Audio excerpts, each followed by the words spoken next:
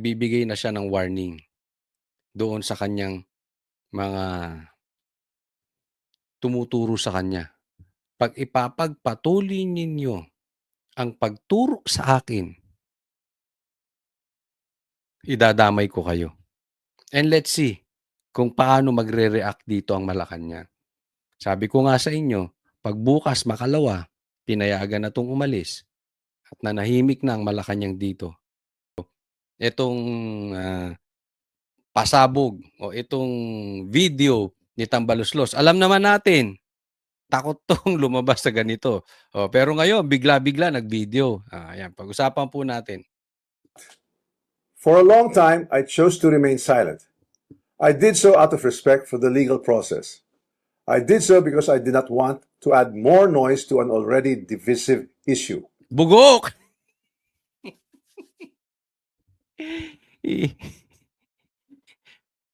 Matagal na panahon na nahimik daw siya.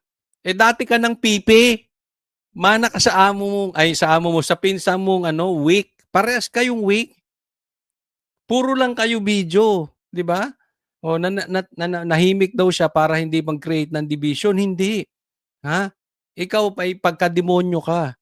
Ha? You always create division. Ako yan ang paniwala ko. Pagka sa isang grupo na maayos naman at lagi nagki-create ng division, sa demonyo po yan. Ikaw nag-create ng division eh. Ang ayos ng unit team. Bagamat hindi ko sinuportahan si Bongbong, ayaw ko kay Bongbong, maayos yung unit team, pumasok-pasok ka. Ikaw ang kauna-unahang gumiba sa unit team, tapos sasabihin mo, kaya, excuses mo yan, di ba? Ito yung mama na tahimik, tapos hindi pinaalis, ngayon nag-iiyak. Iyakin pala to, hindi lang pinaalis. Siguro ito nung bata, pagka gustong maglakwatsa at hindi pinayagan ng magulang, naglulupasay. Payagan mo na yan, Bongbong Marcos. I did so because I believed that if I cooperated fully, submitted myself to the proper authorities, and answered every question asked of me, the truth would eventually speak for itself. Pero namayat ka. Anong diet mo? Stress ka? Ha? Mangangayayat ka sa kulungan. Tandaan nyo, it's taking tick-tock, tick-tock, tick-tock. Anong bakit? Palapit na tayo sa 2028. Himas rehas kayong mga animal pagdating ni Sara. Tick-tock, tick-tock. Stress yan eh. Depress, kita mo nangayaya to. Baboy yan eh. But there comes a point when silence is no longer prudence. My silence has been abused and weaponized to build a narrative that is false, twisted, and unfair. So let me be clear. I will not keep quiet anymore. I will face this head on, and I will speak with facts because the truth deserves to be heard. Yon. Sinabi mo yan ha. Tandaan nyo to. Mark my word. Aaraw-arawin kita. Kasi ano sabi niya? Hindi na ako mananahimik. I will face this head on. Pag nanahimik ka, nalagyan ka na naman ng maleta. Pag nanahimik ka, nag-usap kayo ng magpinsan, hati na lang kayo sa korupsyon. Sinabi mo yun, hindi ka na mananahimik. Paalala nyo sa akin sa mga manunood ko, sinabi niya, hindi na siya mananahimik. Tingnan natin. Baka kasi nananakot lang tong animal na to dahil hindi siya pinaalis. Napapansin niya na, pambihira. Ako ang ituturo dito Kung ituturo nyo ko, idadamay ko kayong lahat. Kaya magsasalita ako. Pananakot lang. Kaya wag kami. Maalalahanin ako sa ganyan. Hindi ka na mananahimik Today, I'm taking this opportunity to speak directly to the Filipino people. From the start of this controversy, I have been cooperative. I personally appeared before the proper authorities. I voluntarily submitted my affidavit to the ICI. I provided... Kakampi nyo yung ICI, bugok ka ba? Hindi nyo nga tinelevise yung investigasyon eh. Huwag mo nga ipinagmamalaki na nagsasubmit kayo sa authorities. Kung ikaw ay nagsasubmit sa authorities, alam mo na gusto ng taong bayan humarap ka sa Blue Ribbon Committee. Magpaimbestiga. Magkusang loob ka na. Huwag ka magtago sa pantalon ni Tito Soto at ni Ping Lacson. Oh, may paganyan-ganyan ka pa. Eh di sana kung talagang gusto mo magpaimbestiga, nagpunta ka ron, puro ka excuses. Huwag mo nga kaming binabuhaya.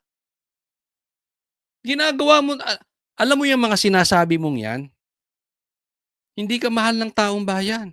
Sa tingin mo may naniniwala na inosente ka? Bukod doon sa mga trolls mo? Tanga ka. O ginagawa mong tanga mga Pilipino. The information and documents asked of me, I did not hide, I did not run. I did not evade scrutiny. I faced it head on. Ngayon ka palang tatakbo.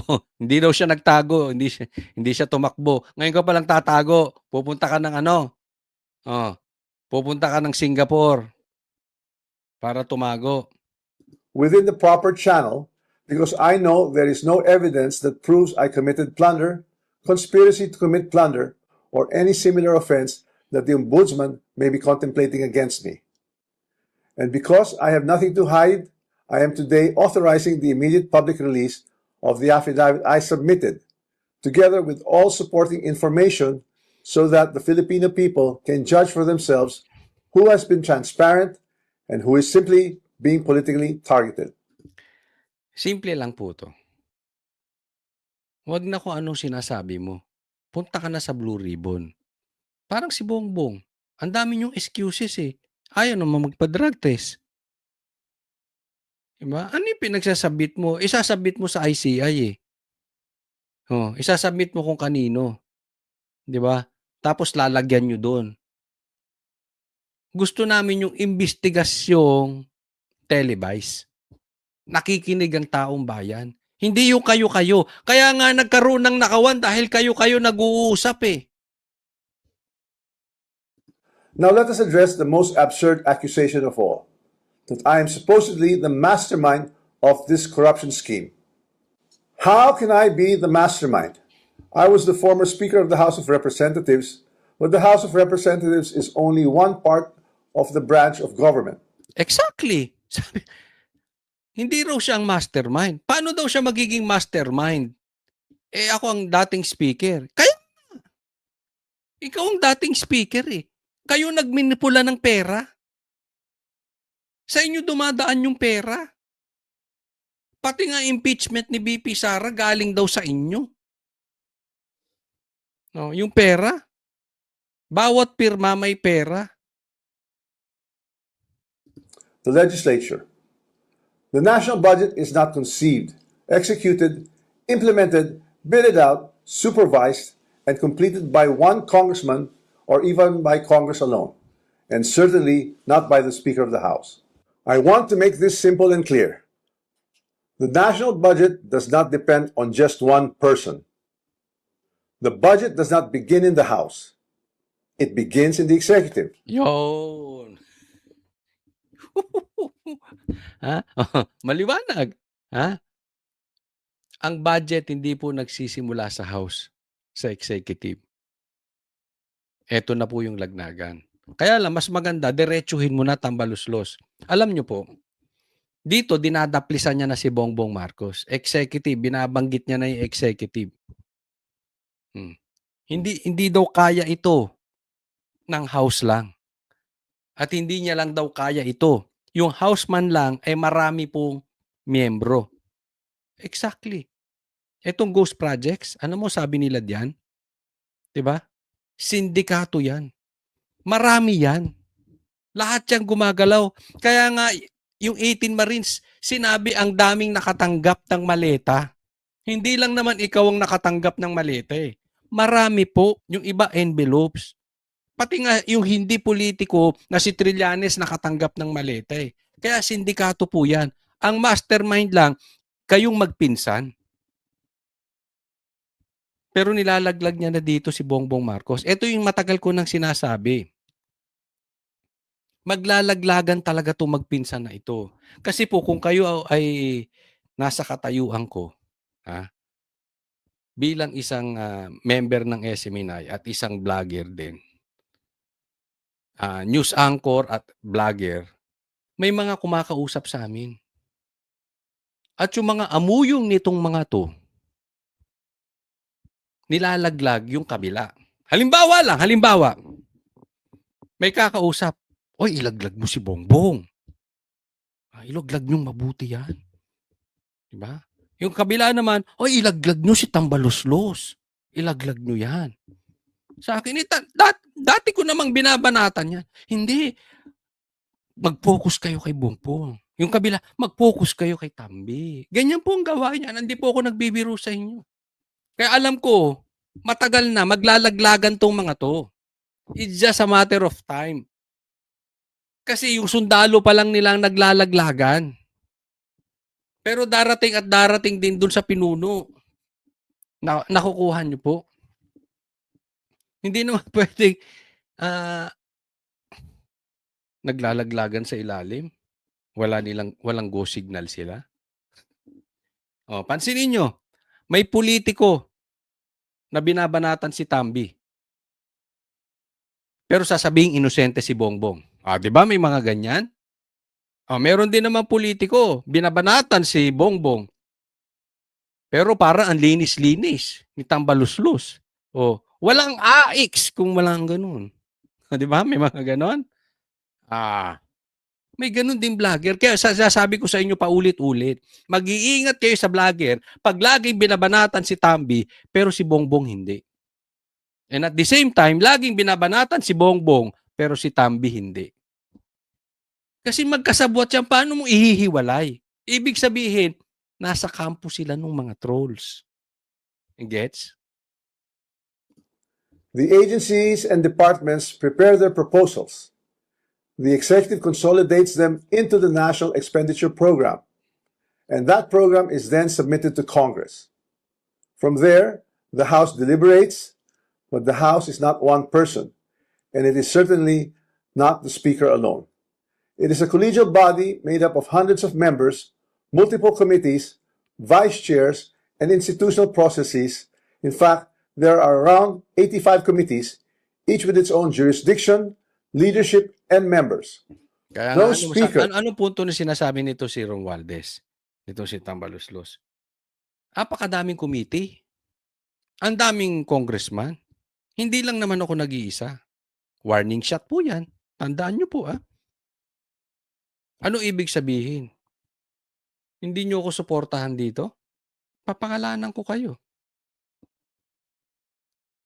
Sabi niya, hindi ako nag-iisa dito. Bagamat hindi niya diniretso na maraming nakatanggap. But remember this, tinanong ko to kay Lebiste. Nasa 50% ba ang corrupt na mga congressman? Personally, tinanong ko yan live. Sabi niya more than 50%. Sindikato. Ibig sabihin maraming nakatanggap. Ayan na po. Nagpapadaplis na si Tambaluslos. Can personally control every committee, much less direct the actions of other branches or government agencies. And in the Appropriations Committee itself, there are already more than 100 members, with many vice chairs, and Representative Toby Tiangco, who has been very vocal and upfront on this issue over the past months, was himself a vice chair of the Appropriations Committee in the previous Congress. Ayan, so si Tiangco, binanatan din ito si Tambaluslos. Kasali ka dito. So eto na, mga warning niya na. Sinasabi ko sa inyo, ang punto rito ni Tambaluslos, I will not go down alone. Kung may makukulong, kung merong sasabit, idadamay kong kayong lahat. Kayong mga nakatanggap.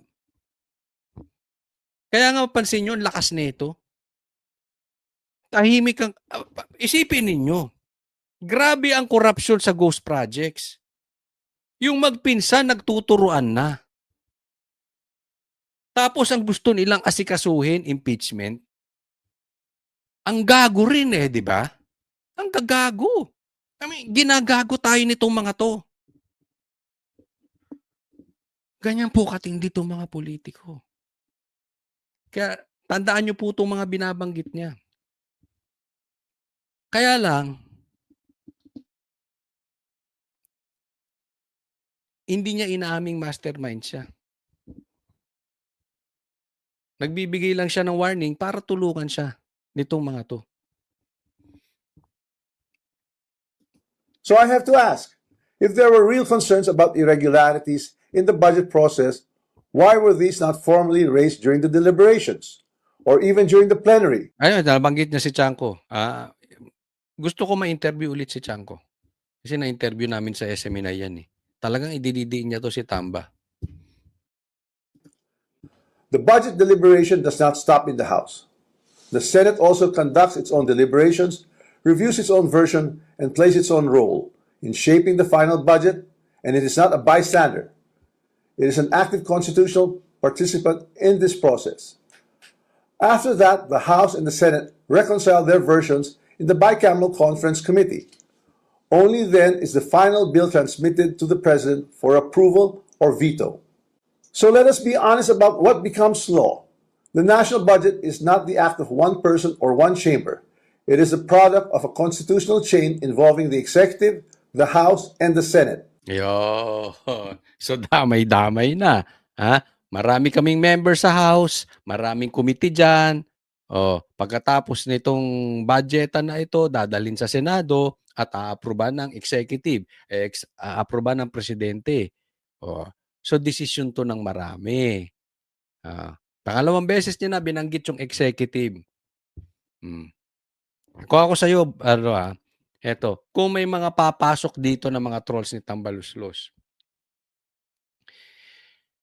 sabihin nyo dito sa amo ninyo, unahan na si Bongbong Marcos. Ilaglag niya na. Kasi nilalaglag na siya eh. Di ba? Hindi siya pinaalis ni Bongbong. Plano pang i-freeze ang kanyang account. Sayang yung yaman mo. Saan mo dadalhin yung maleta? Kung i-freeze din yung account mo, di ba? So, unahan niya na. Kaya lang, siyempre, hindi to hahayaan ng mga trolls na maglaglagan yung dalawa, aayusin ba? Mawawalan sila ng kita. Pag naglaglagan yung dalawa, tapos sila. This is something I want the public to understand. The budget process is collective, multi-layered, and shared. Accountability must apply to everyone involved, not selectively assigned after the fact, and certainly not when it becomes politically useful. If corruption were to occur in a magnitude made known to us over the past months, then it's clear that the real corruption does not happen at the level of the general legislative approval alone. It happens at the level of execution of the General Appropriations Act. It happens when projects are implemented. It happens where projects are actually implemented, where procurement is undertaken, where monetary disbursements are actually made. And it happens when substandard projects are passed off as legitimate or when ghost projects are made to appear real. That is why command responsibility is far more logically relevant in the executive branch, where there is actually supervision, operational control, and implementation on the ground, than in the collegial legislative body where constitutional role is deliberation and appropriation. Yun, niyari na. Niyari ka na, Bongbong Marcos. So ano sinasabi niya? Hindi po sa House nangyayari yan. Yung nakawan. Kasi kung merong mga nakawang talagang malaki, parang sinasabi kasi nagparinig to si Bongbong Marcos dati, di ba? Mahiya naman kayo dahil nuknukan na daw talaga ang laki ng nakawan sa flood control. Ang sinasabi ni Tambi, kung talagang malaki nga, ganung kalaki, ganung magnitude ang nakawan, hindi po yan nangyayari dito sa House. Nangyayari po yan sa execution, sa pagpapatupad ng mga proyekto. Sa madaling salita, ang sinasabi niya, sino bang nagpapatupad niyan? Nasa executive department yan. Na kay Bongbong yan. Ako, iniyari ka na ng husto, Bongbong Marcos. Wala dito yan. Congress does not build flood control projects. Congress does not conduct procurement. Congress does not inspect whether a project was actually completed. Congress does not certify whether the work done was substandard or not.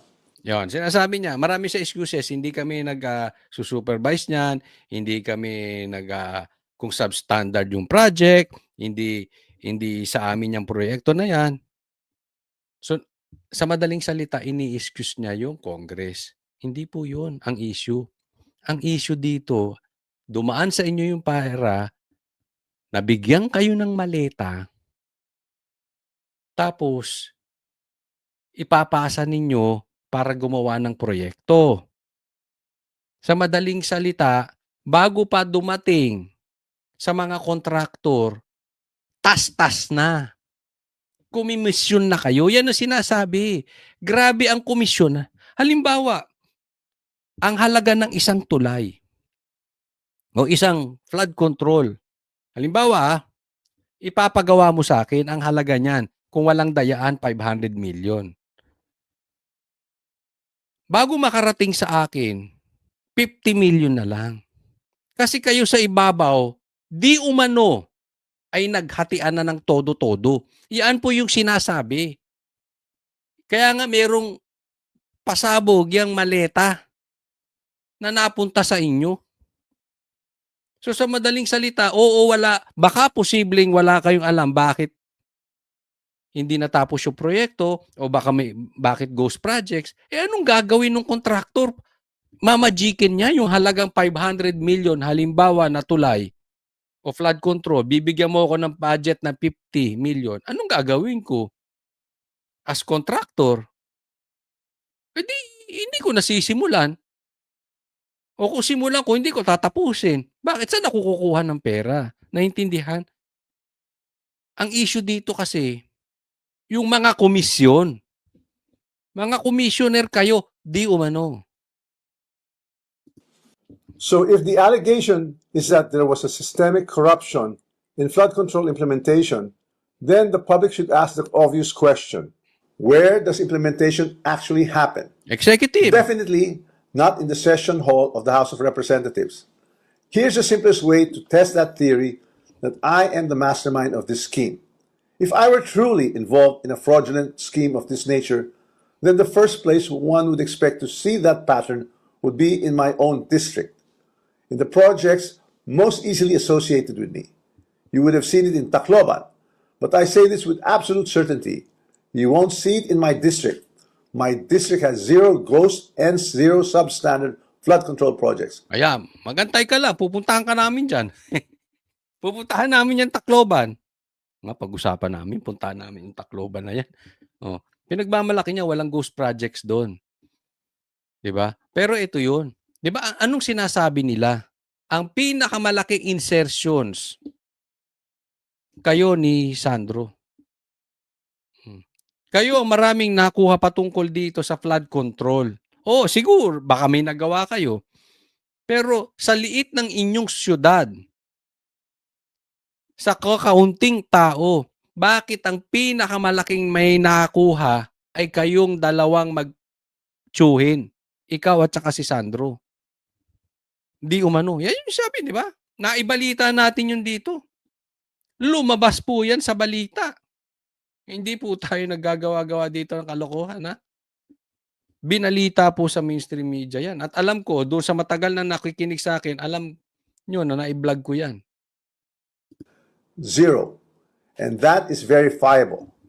To prove this point, I'm authorizing my staff to share and release to the public the list of all the projects in my district that the authorities may deem attributable to me. Let the public scrutinize and verify for themselves. As I already mentioned, corruption of this scale is not a one-man operation. It requires 2 things: budget decisions and implementation on the ground. With respect to how the budget was deliberated in Congress, let me say this categorically. I was not a part of the BICAM and the small committee budget deliberations. Yes, I was updated on the general outcomes of the deliberations, but I had no visibility with regard to the specific details of the discussions, including particular amendments or insertions approved during these closed-door deliberations. Records would show that I did not participate in those meetings, and I was not privy to what exactly transpired during the deliberations. Wala daw siya ron. So, hindi niya raw sakop yun. Walang maniniwala dyan. Kasi nga kahit nga itong bago niyong speaker, kahit hindi ka ang speaker, handle mo pa rin yung Congress. Yung influence nasa iyo. Di ba? Kahit wala ka doon, talaga namang lagi kang wala. Lumalabas nga daw sa attendance mo, present, pero wala ka. Sabi ni Chanko, lagi ka raw absent. Di ba? Inaatupag mo kasi yung maleta lang. Ang pinagmamalaki niya, yun nga, hindi ako kasali dyan sa mga yan. Hindi. Kahit physically hindi ka kasali, you control it. However, two people were instrumental in making those budget decisions. Ito na, may babanatan siya. Dalawang tao. Chis Escudero and Zaldico.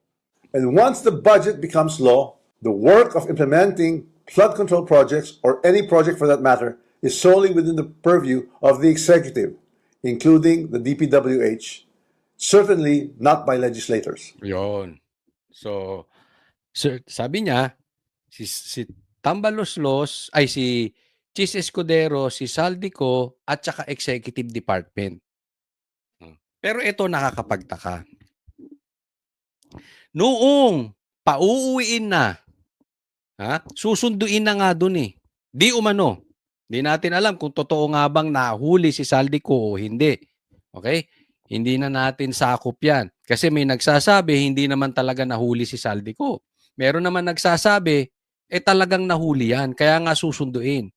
So bigla naman ang pag-alis nitong si Tambaloslos. Napunan nyo?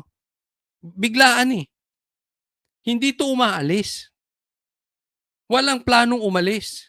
Ngayon bigla-biglang aalis kasi pauuwi na si Saldico. At syempre pag si Saldico umuwi dito, hahawakan niya ni Bongbong Marcos.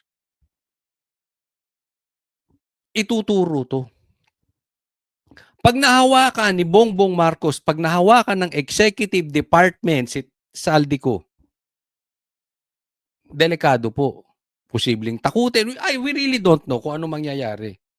Pero there is a big chance na ang malalagay sa alanganin si Tambaloslos. So anong gagawin? Punta na sa ibang bansa. Posibleng hindi umuwi. Baka nga hindi na ito umuwi. Hindi po ako nagsabi yan, si Boying mismo. Kaya hindi niya pinaalis. At ako'y naniniwala, posibleng tumatakas na to. Kaya ngayon, hindi siya pinaalis, nag-iiyak. Nagtututuro kung sino. Ngayon, itinuturo niya si Chis Escudero, si Saldico at saka si ang presidente. Tapos siya inosente. Ang gago, no? Paano makakagalaw ang isang Saldico? Party list. Sino ba yan si Saldico? Ang daming ninakaw? Walang approval? Hindi mo alam? Magtiyuhin kayo dyan sa Congress? Ano ka, inutil? Ano ka, baldado? Ano ka, tanga? Ano ka, gago? Ako hindi ako naniniwala na inutil ka. Kasi ang isang tao na katulad mo na ambisyoso, greedy sa kapangyarihan, greedy sa pera, hindi ka inutil. Alam mo yung ginagawa ni Saldico at meron ka ring parte. Kaya nga ginulo mo, di ba, ang unit team? Kasi may ambisyon ka. Kaya nga pinasok mo yung PI na yan. Dahil gusto mong palitan. Di umano ang batas para ikaw ang uupong Prime Minister. Sinabi po nila Pangulong Duterte yan. Hinarang nila yan eh. Di ba? Hinarang yan nila Attorney Vic, yung PI mo. Kasi nga ambisyoso ka. Tapos bigla kang naging tanga, naisahan ka ni Saldico. tapos ituturo mo si Cheese. Ako hindi naniniwala na etong si Cheese, talagang kasama, isa sa mga mastermind. Ito ginagawa niya mastermind eh. Nagtuturo na lang siya. Alam niyo kung bakit? Si Cheese ang unang may lakas ng loob na binuksan ang usapin sa Senate ng pangalan ni Tambaluslos. Anong sabi niya? Nag-privilege speech siya doon. The name that cannot be mentioned. Si Tambaluslos. Siya ang may hawak talaga niyang mga insertions na yan. Sa madaling salita, yung nakawan dyan, yung maleta dyan, si Tambaluslos yan. Si Cheese ang unang nagbukas. Kaya galit kay Cheese to eh. Galit din siya kay Cheese kasi hindi pina-impeach si Sara. Ang sabi forthwith, hindi pinayagan ni Cheese. Kaya galit na galit to si Tambaluslos. Alam naman nating lahat yan. Kaya last year, di ba, hindi pumasa sa impeachment, hindi nga nasimula ng impeachment sa Senado. Dahil ang sabi, hindi hinayaan ni Cheese. Kaya galit tong mama na ito. Naiintindihan nyo na? Pinangalanan pa ako ni Cheese, hinarang pa niya yung impeachment na ginastusan ko bawat pirma. Yung impeachment kung kanino ako galit. So kaya to nagtuturo. Si Saldico, sino ba ang itinuturo? Di ba si Tambaluslos? At saka si Marcos? Hindi naman nabanggit si Cheese eh. Hindi po sa kinakampihan natin si Cheese. Hindi ko alam kung nakatanggap siya or hindi. But definitely, hindi siya mastermind. At pinag-iinitan. Tandaan ninyo, hindi lahat ng tinuturo may kasalanan. Si Sara, sino bang nakasala ngayon sa impeachment? Si PRRD, nakakulong. Si Pastor Kibuloy, nakakulong. Kayo, laya kayo. Kaya nga itong mga to, dinadivert. Sino bang itinuro? Ano bang sinabi ni Sara? Dalawa lang ang may hawak ng budget ng Pilipinas. Sumushoot, di ba, sa pangyayari? Sumushoot. Sino may hawak ng budget ng Pilipinas? Si Saldico at saka si Tambaluslos. Kaya nung nagsalita si Saldico, may credibility. Bakit? Isa siya doon sa nagmamanipula ng pera. At alam niya kung kanino niya binibigay yung pera. Di ba nagko-connect lahat? Hindi naman yan kinuha lang sa hangin eh. Hindi naman yan basta nagturo. Kumukonek lahat. I understand the anger of the public. The Filipino people have every right to be angry because stolen public funds are taxes derived from hard-earned money. I'm not asking the public to look away. I'm asking everyone to look where the evidence points, not where it is politically convenient or politically motivated. Ikaw nga tinuturo ng ebidensya. Sasabi niya, hindi ko sinasabing talikuran niyo yung flood control scandal. Pero tingnan niyo yung ebidensya, hindi yung politika. Ikaw ang tinuturo. Ikaw at saka si Bongbong Marcos ang tinuturo ng ebidensya. Tanga na lang hindi maniniwala doon. Kasi kung ikaw hindi ka guilty at tinuturo ka na ng ebidensya, halimbawa ako hindi ako guilty. Ako'y congressman. At sinasabihan na nabigyan ako ng maleta, pupunta akong Blue Ribbon. Lilinisin ko yung pangalan ko doon live eh. So I ask the Ombudsman and the public these questions. Who has been named in sworn testimonies and affidavits? Ikaw tsaka si Bongbong Marcos, kayo napangalanan. Tatanong mo pa. Whose name actually appeared in credible accounts made under oath if there are sworn accounts pointing to other personalities across the chain, whether in budget deliberations or in implementation, then those leads must be pursued with the same seriousness and the same urgency. Accountability cannot be selective. For months, I chose silence because I believe in our legal system and in the rule of law. But my silence is now being exploited with politically engineered and fabricated narratives. What's even more disturbing, and this is something that cannot be ignored, is that there are emerging indications that certain sectors are attempting to weaponize individuals, including Zaldico, to construct a narrative that serves their own interests. So when the legal processes is being used against me as a political demolition job, then I will have no choice but to defend myself. And I will defend myself fully. I will not allow myself to be turned into the scapegoat so that others who are actually accountable can walk away clean. If this is a political play to push me out and close the story, tarnishing my name and my reputation, then I'm telling everyone now, I will not go quietly and I will not go alone. Yun. So parang inamin niya na, hindi ako mananahimik at hindi ako babagsak mag-isa. Idadamay ko kayo. Kung gagawin nyo tong political circus, of all people, sa kanya pagaling. Akala mo ba yung sinasabi mong yan? Ni hindi ka nga nagpa-interview eh. Dapat hindi ganyan. Di ba? Hayaan mo magtanong kung hindi ka guilty. Hayaan mo magtanong mga reporters. Magpa-press con ka. Sasabihin mo pa kung asa ng ebidensya. Lahat po ng ebidensya patungo na sa inyo. I will not be the fall guy for other people's corruption. I have been in public life long enough. I have seen enough. I have heard enough. I know many things about this current administration and past administrations as well. Yun. Binanata ka na naman, Bongbong Marcos.